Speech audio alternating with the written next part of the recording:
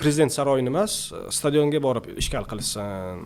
Davlat o'ziga savol bersangiz, nima kerak senga buncha futbolga xarajat desangiz, o'zi ham javob bera olmaydi. Unaqa katta gigant kompaniyalar yo'q. Mavjud gigant kompaniyalarning hammasi ham davlat kompaniyalari. O'sha AGMK ham aslida shunaqa.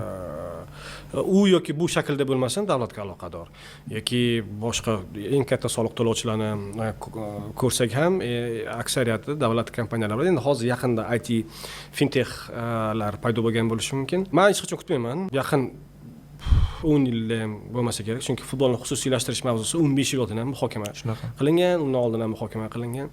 Endi biz prosta ko'rpamizga qarab oyoq uzatmaymiz-da o'zi. O'sha uchun davlat mana boqib kelyapti futbolni. Davlat o'ziga savol bersangiz, nima kerak senga buncha futbolga xarajat desangiz, o'zi ham javob bera olmaydi.